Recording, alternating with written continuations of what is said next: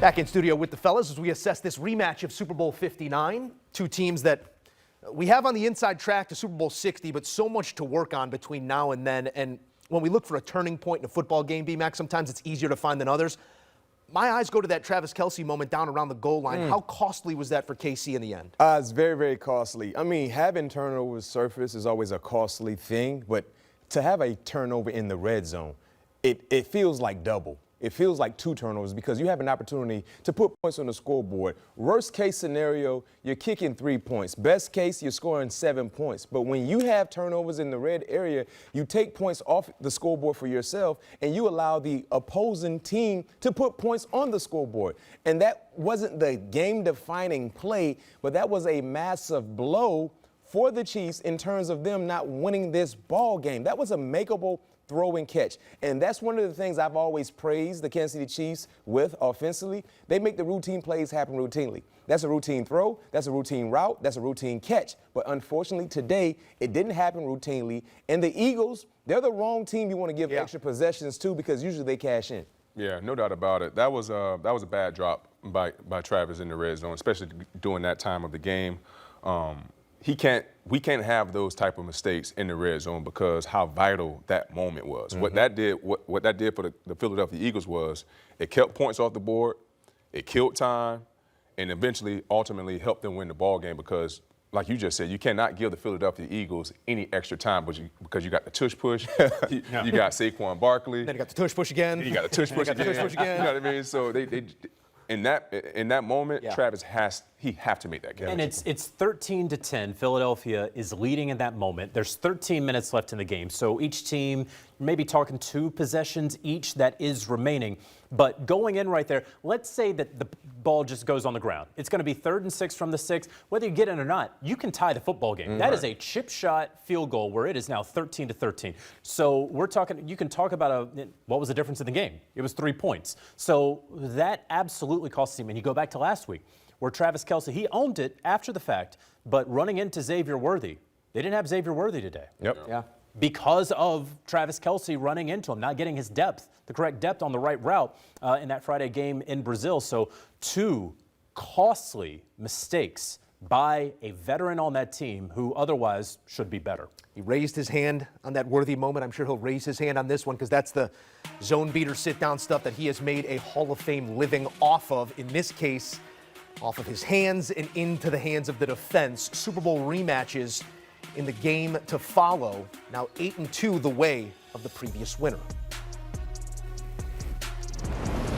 Back in studio with the guys for further exploration. On the Eagles side of the ledger here, Pat P, I'm looking at an offense that, you know, they're trying to get it to turn over, and we haven't seen it yet. It doesn't cost them here. 101 passing yards. Saquon hasn't hit the home run yet, but they lean on him in this game. What have you made of the offensive performance through 8 quarters? I believe right now they're still trying to find their way. You know, obviously Kellen Moore's right now in New Orleans right now, so they're still trying to find their way under the new play call. And there is an art in calling plays, as we see as these new play callers starting to step into this role, because not only you have to be able to set plays up, but you have to be able to call them at the right time for your playmakers. You know what I mean? So they're still going through that learning curve right now, but I'm not worried about the Philadelphia Eagles because they're finding ways to win ball games. Yeah. And at the end of the day, that's what you want to do in the first quarter of the season.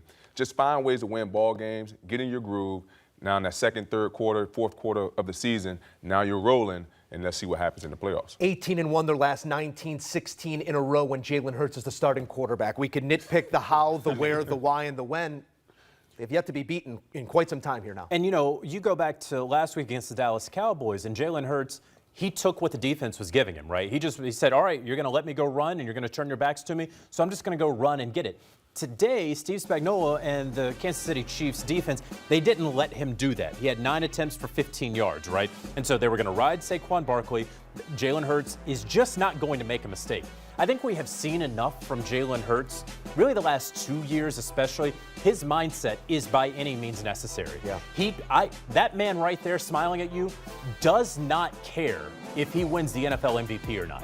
He could not care less if he wins the MVP or Offensive Player of the Year or NFC Offensive Player of the Week. He doesn't care about the accolades. He just wants to win. And because this Eagles team is so multiple, they can win in so many ways. So he's almost a chameleon.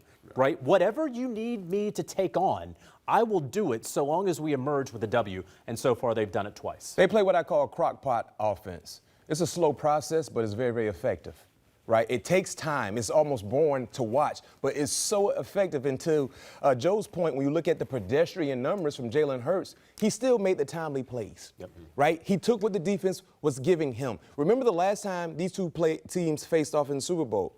They neutralized the ground game, but they had plays made in the passing game. Yeah. Steve Spagnuolo said, no, we're not going to allow Smitty and A.J. Brown to get off like they did in the Super Bowl. We're going to make sure we keep the roof over the house and protect any splash plays. Well, they did that, but they found ways to run the football. And then anytime you get in a scenario where it's 3rd and 2, 3rd and 3, you know the tush push is coming. It's almost like the automatic that we talked about with Brandon Aubrey. When you get in that certain sequence of a possession, you know what they're going to do. And today, it was a slow process, but guess what? When it's all said and done, that pot roast is going to taste so good. 3-2 now in the head-to-head. Jalen Hurts over Patrick Mahomes. Team efforts we know, but 3 in a row also after starting 0-2 against Mahomes. Mac, I want to come to you specifically on this one because it's a moment we always go back to. This is the Chiefs' first home loss since Christmas Day 2023. Against the Raiders. You punted on the dynasty on that day. You sat in that chair. I'm not raking you over the coals, but we've had this conversation ad nauseum almost, but that's what we do with dynasties. Where are you at on this version of the Chiefs right now? 2 weeks, we see them take steps forward in week 2, but still starting the season 0-2 for the first time since 2014. I'm nowhere close to hitting the panic button, and here's why. They have Pat Mahomes, they have Andy Reid, and eventually, to Pat's point, they're going to figure things out. And being 0-2 is one thing, but if you're the Chiefs, you can still correct all of your wrongs. Remember a year ago, the Baltimore Ravens, if I'm not mistaken, they started off 0-2. They lost to the Chiefs, and I think week 2 they lost to the Raiders, a horrible loss. But they found a way to get things going.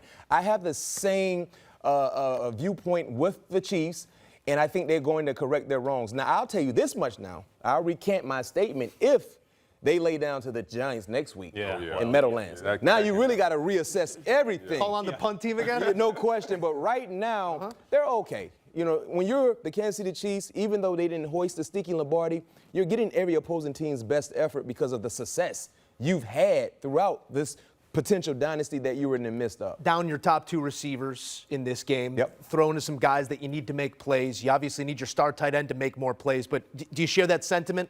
No, I was going to ask Mac. You definitely see more frustration on the field. By their top dogs on the field. Chris Jones Friday, Travis today and last Friday. So you can tell that the pressure is building in that organization. Like because it's almost like the pressure is on to get back to the Super Bowl, and they're not playing free as they used to be. And it's unfamiliar territory. They've never really been in this situation where things are not clicking as fast as they normally click. Remember, they've been one of the best teams in the month of September. Yes. Going back since Pat Mahomes has been there. They've been one of the best teams in the month of September. For them to be 0-2, unfamiliar territory. It's like that MJ stat. It's my favorite. The Bulls never lost 3 consecutive games from 1990 to 1998 with Michael Jordan on the team. This is the first 3 straight losing games in Patrick Mahomes' career. Do you sense a turning tide, or are you holding out reservation to assess what this team can really be, like we said, down the stretch? I may be one of the last people who will ultimately grab a shovel. I'm there with you. And throw the dirt on the Kansas City Chiefs casket, okay? Because we also, and I think we're all keeping this very well in context, they've lost 3 straight. 2 of them have been to arguably the best team in the NFL in the Philadelphia Eagles. Okay, most teams lose to the Philadelphia Eagles. And then the other one was to an LA Chargers team that always plays them close in the division when Justin Herbert had arguably his best game ever as a professional. In Brazil. And with a 10-hour plane ride. And so I'm not too worried about it. Travis Kelce has to play better, right? Has to play better. And what did we hear this offseason and this training camp? That he had slimmed down, that he was focused on ball. Everyone is talking about how this is his last ride. You talk about that pressure. Maybe people need to stop talking about this last ride and just focus and just enjoy the moment a little bit, to your point, Pat. The Chiefs, though, I can tell you this, are not pushing the panic button. in large part because they know their receivers are coming back. Rashee Rice serving a 6-game suspension. They just got to get to week 7 is what one source told me. Xavier Worthy hopefully coming back next week. There was some ridiculous talk about how the Chiefs could trade for Tyreek Hill. That's never happening. It's never happening. They are focused on getting their guys back. The only other thing I would say, I said Travis Kelce needs to play better. Isaiah Pacheco needs to play better as well. We have not seen a 60 rushing yard game from him since he fractured his fibula at the start of last season. It's been a long time. They have to get a run game if Pat Mahomes is going to look like Pat Mahomes week in, week out. And to your point, I think this is the second straight game Pat Mahomes led them in rushing. That can't keep happening. It's not a good thing. Facts. It's part of the deal of being a dynasty is that we get to know them intimately. We have certain expectations of them through 2 games. The Chiefs not yet meeting them.